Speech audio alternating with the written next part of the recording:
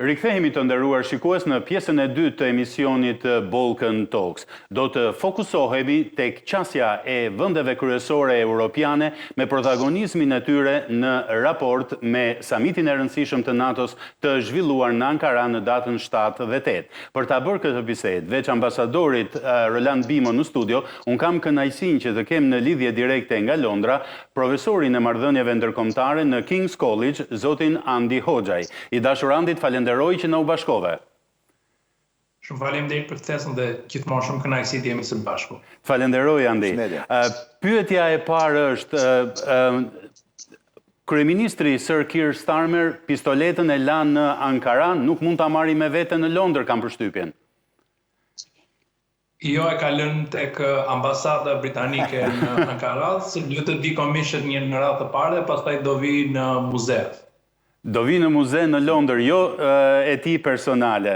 Vërtet, Andi, po dëgjoja në mëngjes duke ardhur në televizion një intervist me Mark Rutten, dhe kur gazetari i BBC-s e pyeti nëse do ta përmbledhësh me një fjalë apo me një fjali rezultatet e samitit të NATO-s, ai u përgjegj, është vetëm një fjalë, unitet. Dhe nëse e doni një fjali, mesazhi nga Ankaraja është i qartë, NATO-ja funksionon. Atëherë përpara se të fillonte samiti i NATO-s ka patur shumë nerva të ndryshme sepse nuk e dinin se si do shkonte dhe Shtetet Bashkuara të Amerikës kishin dhënë paraprakisht disa garanci që do shkonte butë, por ne siç e pam, presidenti i Shtetet Bashkuara të Amerikës hodhi disa granata politike që ditën e parë ku shpreh i pakënaqur me NATO-n, gjithashtu shumë hapur edhe pa i kënaqur me Keir Starmer, që nuk e lejoi për ndihmën që t'i bënte në Iran dhe që deri diku do ta vinte këtë unitet në pikpyetje.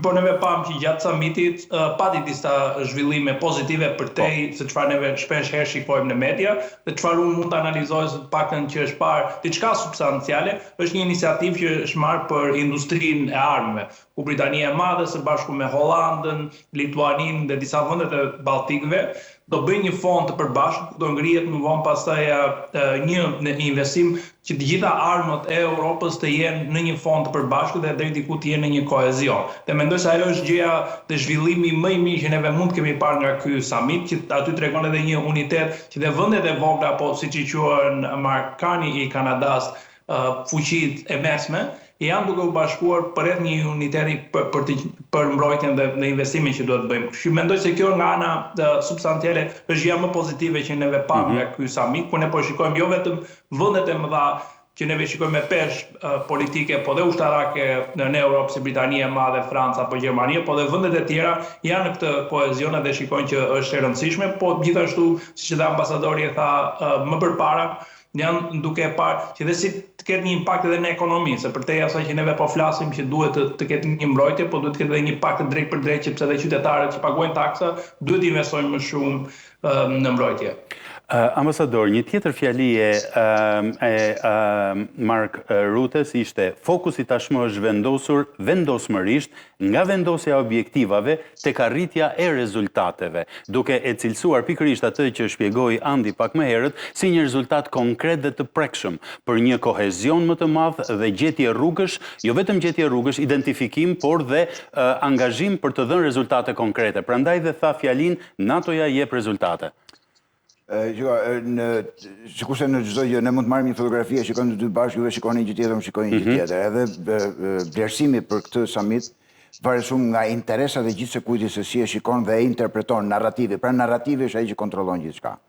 Duhet thënë për gjithë vërtetës që në raport me pritshmërinë ishte një hap pozitiv në drejtim të unitetit të organizatës, për sa kohë shtetet përsëri, me nënkrye Shtetet Bashkuara të Amerikës, rikonfirmuan vlefshmërinë e nenit 5 të traktatit të Washingtonit. Kjo i qetësoi gjithë, po kjo është shumë interesante se kjo vjen në një atmosferë që ishte para përgatitur për kataklizma, sikur do ndodhte në një gjë e madhe. Ndërkohë, kush e imagjinon dobësimin apo prisjen e NATO-s në një formë si Traktati i Varshavës, që do mblidhen sa burra një ditë do thonë që nuk ekziston më, e ka gabim. NATO do të jetë aty ndoshta për gjithë jetën, të paktën sa do të jetë mundial. Por mënyra se si funksionon do të jetë ndryshme, sepse çfarë ndodh? zhvillimet pozitive bartin kontradikta strukturore në vetvete. Europianët po rrisin shpenzimet e luftës, po ndërkohë duan që të fuqizojnë industrinë ushtarake të tyre, si tha me shumë të drejtë zotëria nga Londra, Andi. Por kjo është në vetvete kontradikt me Shtetet Bashkuara të Amerikës, sepse ajo që nuk duan amerikanët është që europianët kenë industri mbrojtëse dhe kjo ka qenë kontradikta themelore historikisht në NATO, që ju paguni para dhe blejni armët në Amerikë, mos i ndërtoni vetë. Europianët tash duan që t'i ndërtojnë vetë dhe këtu me gjithë atë të themi entuziazmin që europianët paragjojnë më tepër para, është merakull që këto para nuk do shkojnë më në Amerikë dhe çfarë vlerë se amerikanët në fund të ditës interesohen ku do shkojnë parat. Se për Amerika nuk e kërcënon asnjë lloj kërcënimi real, rreziku real për çaj për këtë çështje sigurisht, nuk besoj se ka ndërmend njëri të shkojë të pushtojë Shtetet Bashkuara të Amerikës. Kështu në këtë këndvështrim këta duket sikur edhe duan ta marrin më të mirë Shtetet Bashkuara të Amerikës, po kashilliku nuk mungon. Mark Carney I Kanadas thot 30 miliard, blerja më e madhe në historinë e Kanadas, do blej 12 ndecet nga Gjermania. Vendet evropiane të blejnë avion A400 me duket transporti në vend që të blejnë ato amerikanët të mëdhenj për transportimin e trupave.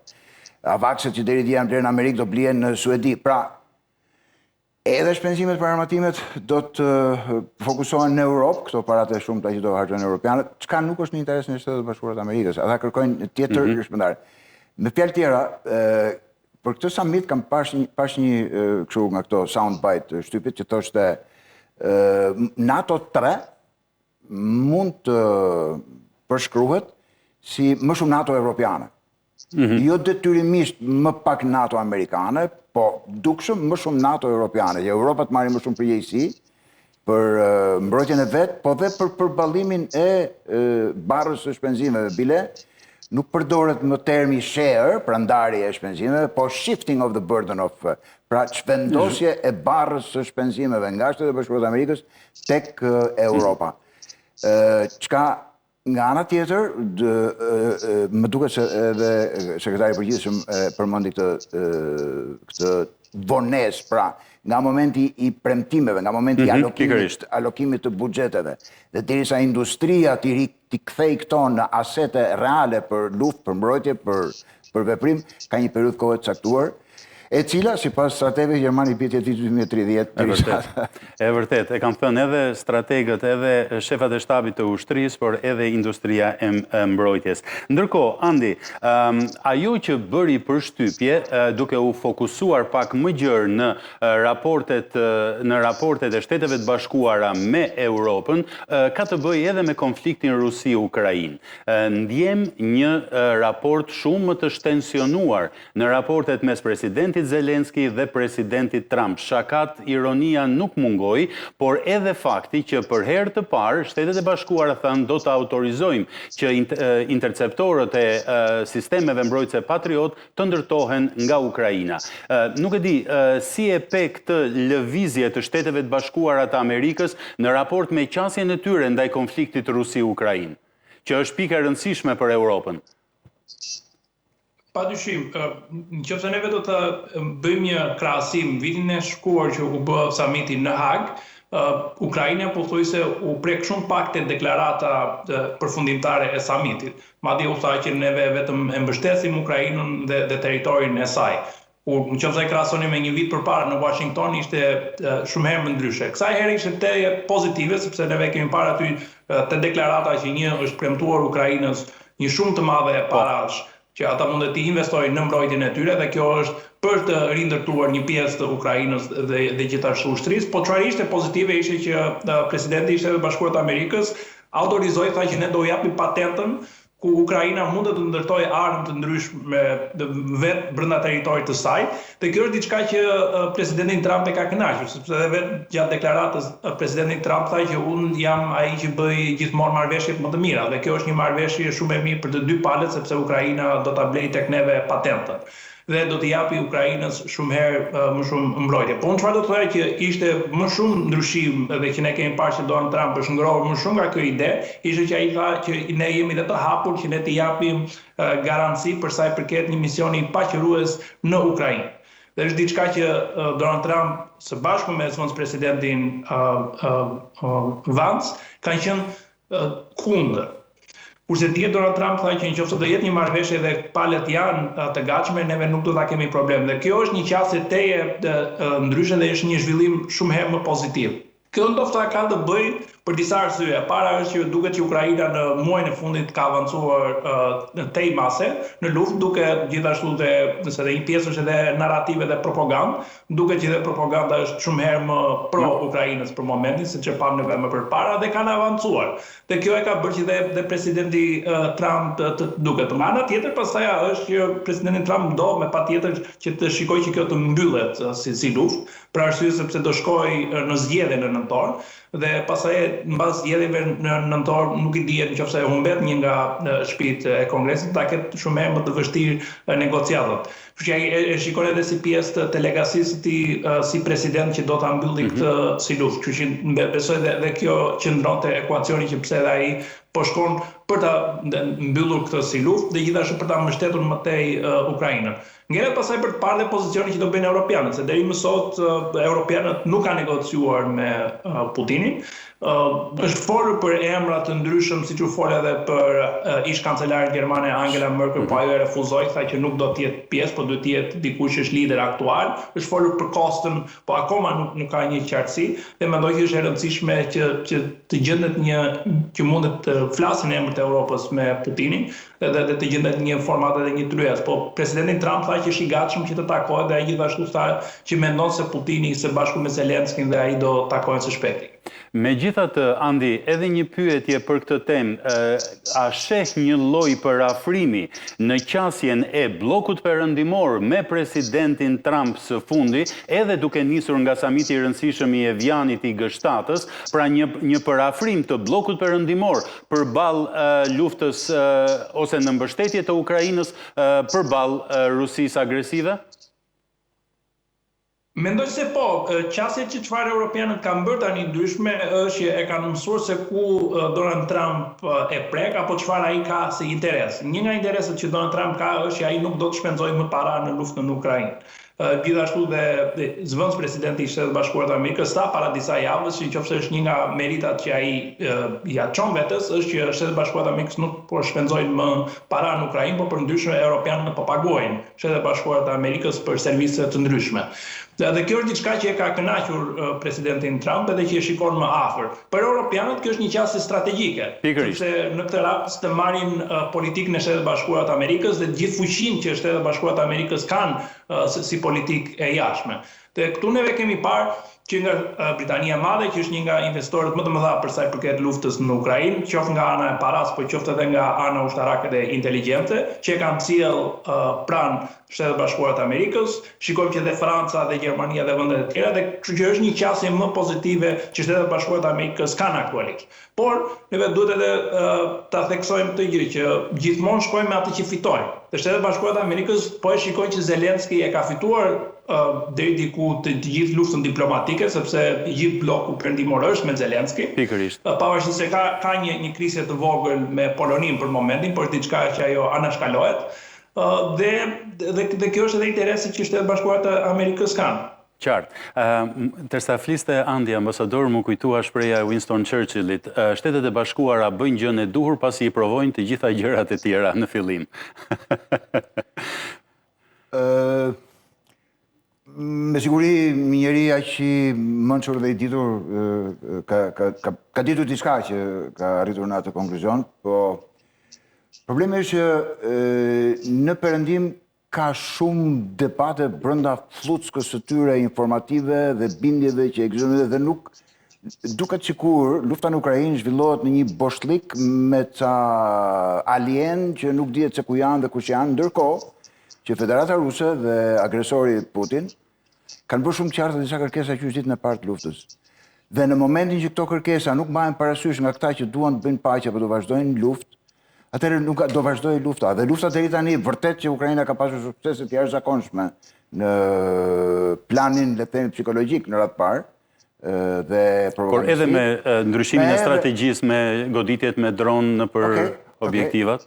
Po ndërkohë, flitet shumë pak që një qytet tjetër jashtëzakonisht i rëndësishëm ka rënë duart e rusëve para 2-3 ditësh. Konstantinovka, domethënë, dhe janë në rrezik edhe një radhë tjetër qytet. Që do të thotë, kjo luftë është kaq e në favor të Ukrainës, sa nuk e luan topi, është shumë mirë kështu si thon perëndimorët, po çuditërisht në fushën e luftës ndodhin gjëra të tjera. Dhe parat do të vazhdojnë, 90 miliard, vajtën 30 miliard, do shkojnë disa miliarda të tjera, 70 nga këto, 90 nga Europa, një tjetër. Po kush do i përdori këto armë në Ukrainë? Se sa vjen nëse janë vrarë gjithë ato njerëz dhe ata do të ulin, do mendohet që mund të ulin moshën e thirrjes në armë, po në fund të ditës nuk është pa fund kjo gjë, që do të tërheqësh burime njerëzore në luftë pa fund. Kështu që shpesh, do ta thosh me shumë rezervë do ta them, po nuk e mbaj dot pa e thënë, shpesh më duket që europianët mbasi kanë investuar shumë para mundjes, propagandë, kapital politik dhe gjithçka në mbështetje të Ukrainës. Në mbështetje të Ukrainës. Nuk e pranojnë dot më tash faktin sikur ai që ka humbur 1 milion euro në kazino nuk kthehet dot në shtëpi dhe mendon që do t'i heci fati duke luajtur dorën tjetër. Dhe është në një pikë ku realisht do duhej reflektuar se si mund të bisedohet, se si mund të dilet nga kjo situatë. Sepse nëse do vazhdojmë të mendojmë që çdo bisedim me rusët është shpërblim për agresorin, kam frikë që edhe Ukraina nuk do ketë mirë nga kjo punë, po edhe Europa nuk do ketë mirë nga kjo punë. Dhe kjo status quo do të vazhdojë. Natyrisht që këto që po themën mund të tingëllojnë sikur jam në favor të shpërblimit të agresorit. Kurse si jo. Domethënë, ai territor që rusët kanë pushtuar mbetet territori i shenjtë të Ukrainës në jetëve, sepse është i tillë. Por ama, në kushtet caktuara, edhe amerikanët bën paqe në Kore, edhe raste të tjera në histori ka plot që vjen një moment ku lufta Clausewitz ka thënë, lufta është vazhdimi politikës me mete të tjera. Nëse lufta do kthehet në qëllim në vetvete, lufta vetëm shkatërron. Historikisht lufta vetëm shkatërron dhe nuk ndërton. Dhe kush është objekti politik në këtë rast? Objekti politik është dështimi strategjik, mundja strategjike, strategic defeat e Rusisë. Po, me shumë kënaqësi do ta pranonin të gjithë, po kemi të bëjmë me një shtet të pajisur me armë bërtamore, i cili nuk ka munguar ta vori disa herë në duke që në një moment ku do të shfaqet rreziku eksistencial, nuk do hezitoj të përdori. Dhe në fund të ditës, po të shikojmë të gjithë vendet kanë doktrinat e tyre që quhet dora e zezë, që në momentin që ndjejnë kërcënimin e shuarjes së tyre, dora e zezë aktivizohet automatikisht për të dhënë goditjen përfundimtare. Dhe mësojmë tash që pas kanë dhe iranianë një dorë të zezë në formën e raketave balistike, që në momentin që do ta ndjejnë që kombi tyre, shteti i tyre është duke u zhdukur, atëherë aktivizohet, siç mund të kenë edhe izraelitët dhe siç mund të kenë edhe tjerë. Kështu që shumë mirë që flitet për presion Rusisë. Por duhet një qasje tjetër. Por qëndrimet politike të dy bloqeve që janë në luftë janë kaq larg njëra tjetrës dhe nuk ka as përpjekjen më të vogël tentativa që kemi prapë aty ku e filluat me Churchillin edhe Shtetet Bashkuara të Amerikës. Zoti Trump, presidenti aktuali i SBA-s, tentoi në ditët e para të presidencës tij që të bëndë një qasje tjetër dhe nuk e harrojmë atë aktin teatral shumë të shëmtuar në zyrën ovale me Zelenskin, me presidentin e Ukrainës me 9 shkurt vitit kaluar. Nuk i dha rezultat dhe nuk është se jemi sot më mirë në këndvështrimin e shkatërimeve, të humbjes jetëve të njerëzve, të dëmeve në ekonomi, të dëmeve në infrastrukturë. Bile gjithë kjo situatë ka hyrë në normalitet. Ajo që ka ndryshuar është që Rusia natyrisht edhe për shkak të lodhjes madhe nga lufta, edhe Rusia nuk është një hambar pafund që mund të ketë njerëz edhe predha edhe pafund, patjetër që ata janë dobësuar shumë. Ndoshta është momenti që i duhet dhënë më shumë përparësi diplomacisë, siç ka thënë edhe kryeministri jon, por nuk bën sens të ndalesh pafund kush do bisedoj. Qartë. Në vend që të themi që çfarë do bisedoj, kush do bisedoj. Në momentin që thua kush do bisedoj, është puna e liderëve të opozitë të kësaj proteste, se kush është lideri i protestës, na nxjerrni. Edhe këtu domthon kush do jetë lideri. Çfarë nxjerrje ka? Nëse formulohen 5-6 qendrimet dhe shtetet të gjithë. Çka e bukur e kësaj pune është që si britanikët, si francezët, si gjermanët, si polakët, të gjithë kanë një set qendrimesh ndaj kësaj çështje. Dhe po ti bësh bashkë dhe ti shikosh se kush nga ato mbi vendoset, nuk është fare vështirë që të gjesh 1-2-3 pika të cilat janë të përbashkëta për gjithë shtetet që përfaqësojnë në Europës dhe me ato autorizohet dikush që të hapë një kanal komunikimi.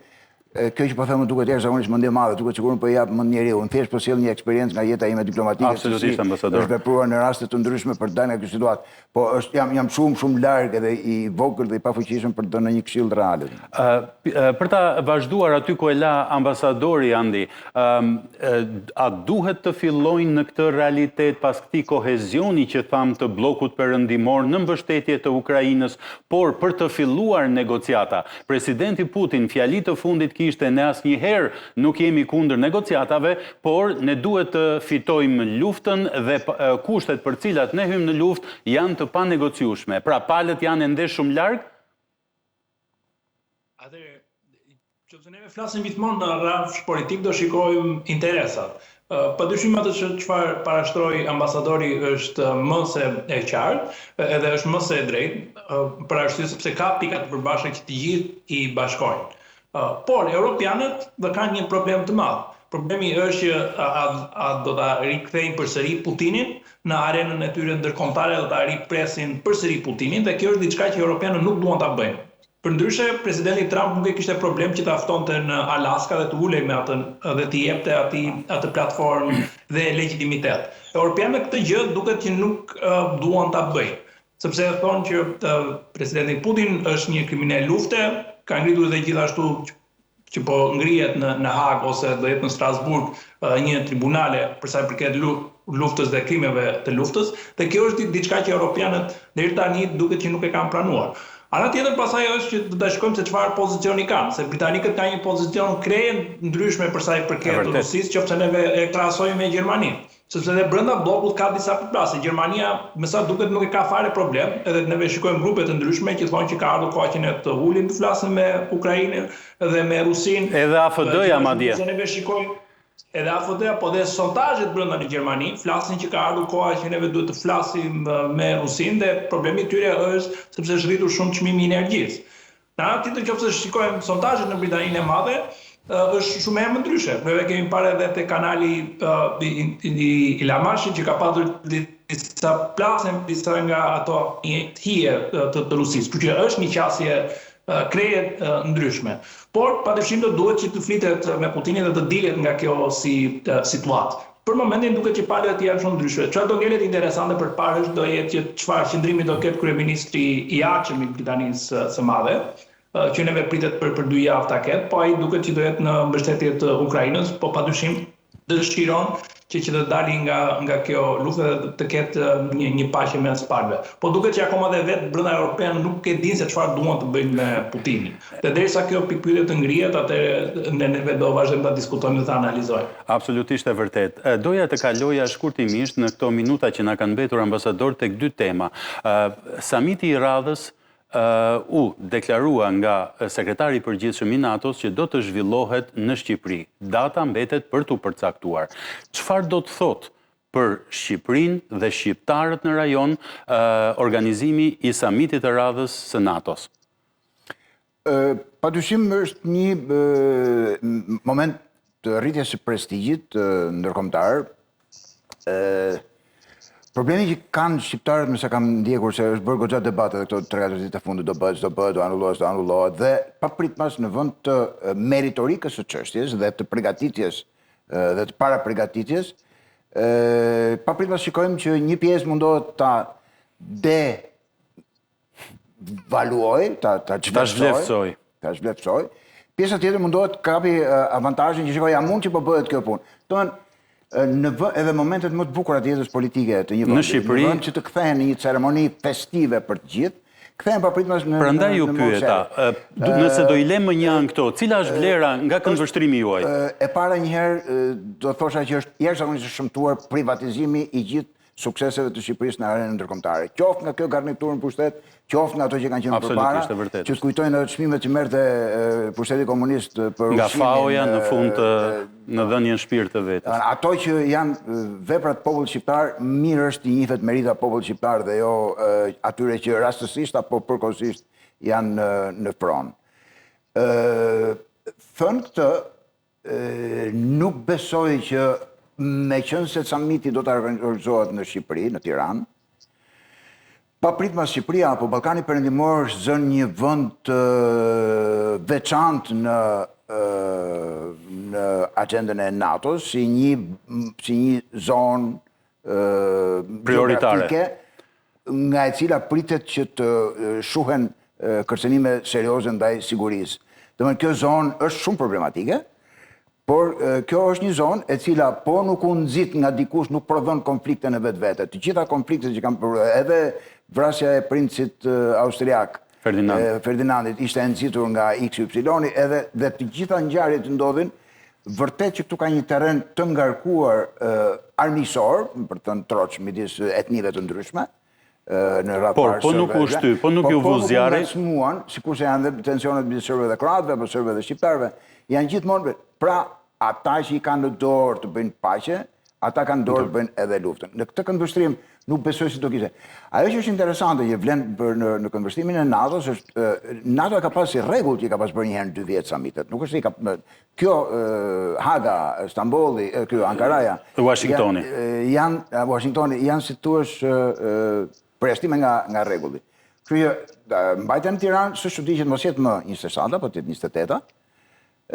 Dhe ajo që kam vënë re është në momentin kur një organizatë ndërkombëtare fillon dhe e humbet kohezionin dhe vendimarrja bëhet gjithmonë më e vështirë, kur liderat kanë frikë se mund të ofendohen nga më i madhi në një tjetër, më mirë tentojnë që ta shmangin grumbullimin në tjetër. Do të thosha me fjalë tjera, nuk besoj që kryeministri, ky kancelari gjerman apo kryeministri italisë apo XY tjetër do donin që shumë shpejt të ndodheshin në të njëjtën dhomë me presidentin e Shtetit Bashkuar të Amerikës, mbas gjithë këtyre turprimeve që i ka bërë ai në mënyrën më të papranueshme të mundshme. Njerëzore. Në nivelin e raporteve midis krerëve të shteteve. Por, natyrisht, që atyre ju kushton shumë prestigj dhe kredibilitet elektoral në vendet e tyre, kështu që nuk do donin. Në këtë këndvështrim them që data mund mos jetë shumë afërt. Nuk besoj që Shqipëria do të ketë një kontribut pali se kush di çfarë, qoftë në këndvështrimin material, qoftë në këndvështrimin e ideve. Shqipëria e kohëve të fundit nuk gjeneron më ide përveç se i bën jehon ideve që vijnë nga vendet tjera. Ndërkohë që kapacitetet i ka për të bërë shumë herë më tepër, por që të bëjë shumë herë më tepër duhet ndryshuar aparati i formulimit dhe të politikës jashtme në Shqipëri. Nëse politika jashtme mbetet atribut i një personi dhe jo i Ministrisë Jashtme, apo i komisioneve parlamentare, apo i parlamentit, apo i konsensusit politik të përgjithshëm, këto produkte do të kemi. Andi, si e pe ti këtë fakt që samiti i radhës do të zhvillohet në Tiranë? Atëherë, që neve marrim në rraf politik, mendoj se është një zhvillim pozitiv si për Shqipërinë dhe për Ballkanin që mbahet një samit i tillë në Shqipëri. Nëse neve marrim në herë të fundit në Ballkan është bërë në Rumani, edhe është bërë në 2010, ku atëherë dhe u diskutua që a donte të hynte Ukraina apo jo, dhe madje nëse ne analizojmë edhe vetë Angela Merkel mendon që atëherë ka qenë një nga gabimet më të mëdha gjeopolitike që kanë bërë. Kështu nga kjo në këndvështrim mendoj se është pozitive që do bëhet në Shqipëri. Deri diku do t'i vë në vëmendje në Shqipërinë si vend, gjithashtu është edhe pozitive edhe për Ballkanin për shkak të luftave që ka mbajtur. Dhe lider të ndryshëm që do vinë, sepse përtej samitit ne vedim shumë mirë që vinë edhe lider të ndryshëm që bëjnë takime paralele gjatë samitit, siç është thuar edhe që të vijë kryeministri i Japonisë, siç është me siguri do vijë presidenti i Ukrainës, qoftë Zelenski, sepse pritet që të ketë zgjedhje në shtator ose tetor në Ukrainë, nëse do ketë një marrëveshje. Dhe këto janë zhvillime pozitive. Pastaj se sa kapacitet neve do kemi që të kapitalizojmë në ato takime që ne mund të bëjmë, sa kapacitete neve do kemi që ta bëjmë shumë më të madhe dhe ta kthejmë në produktivitet të brendshëm, ato ngelet pastaj për të parë dhe nuk dua që ti paragjykoj sepse nuk e dim nëse do ndodhi vitin që vjen apo siç e tha ambasadori do të rikthehemi siç bëhet një më përpara një në 2 vjet. Dhe nëse do bëhet një në 2 vjet, atëherë pastaj do na japi dhe kohë për të përgatitur dhe për ta parë dhe për ta analizuar se çfarë zhvillime do ketë, sepse dhe ne vetvete nuk e dim se çfarë do ndodhi gjeopolitikisht deri viti që vjen. Siç ne nuk e dinim që lufta që ndodhi me Iranin, apo se ku do shkoj, kështu që dhe ky si faktor duhet të marrë përsipër. I dashur Andi, jam shumë mirënjohës. Shumë faleminderit. Shumë falenderit, ishte shumë kënaqësi. Të falenderoj dhe fundjavë të mbarë. Të nderuar shikues, shkëputemi për një hapësirë publicitare dhe kthehemi në pjesën e tretë dhe të fundit të emisionit Balkan Talks me një tjetër dimension tejet interesant, çfarë mendon Rusia për samitin e rëndësishëm të Ankaras.